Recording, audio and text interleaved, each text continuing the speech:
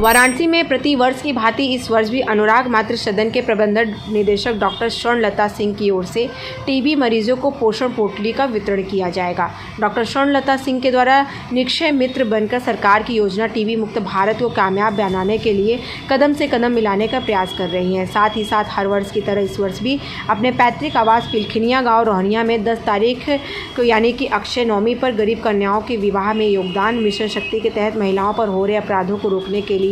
कड़े कानून की जरूरत, कुपोषण भारत अभियान के तहत कुपोषण मुक्त भारत अभियान के तहत गरीब कुपोषित बच्चों को अन्न वितरण, मदर टेरेसा में कंबल का वितरण किया जाएगा। इस अवसर पर मुख्य अतिथि पुलिस कमिश्नर मोहित अग्रवाल एवं मुख्य चिकित्सा अधिकारी डॉक्टर संदीप चौधरी साथ ही विशिष्ट अतिथि के रूप में एडीसीपी ममता रानी उपस्थित रहेंगी। डॉक्टर स्वर्णलता सिंह अनुराग मातृ सदन में पत्रकार वार्ता में ये जानकारी दी है। इस दौरान उन्होंने मीडिया से बात करते हुए बताया है कि भारत सरकार के 2024 तक टीबी मुक्त भारत के अभियान को हम लगातार गति दे रहे हैं और हम स्वयं से ऐसे मरीजों को पोषण पोटली के वितरण के साथ ही उनको समय समय पर टीबी की दवा समय से खाने के लिए प्रेरित करते रहते हैं। हाँ मैम 2025 तक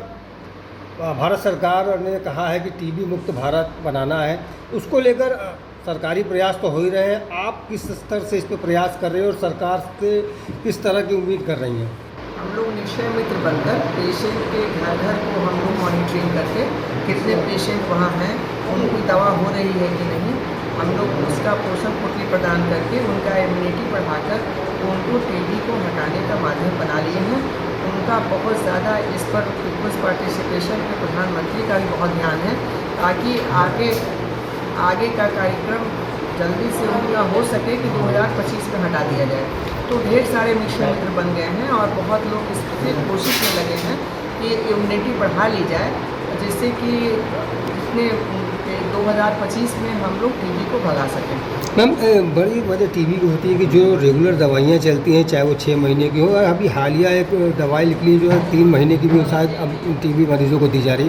तो कहीं भी बीच में अगर एक दिन का भी गैप होता है तो कहा जाता है कि फिर से दवाएँ वो होती है और उसका तरीका बता दिया जाता है कि अगर टीबी की दवाई एक दिन चली जाती है, नहीं खा पाता है पेशेंट, तो दूसरे दिन उसी दवा को 2 बार खा लेता है, एक बार सवेरे एक बार शाम।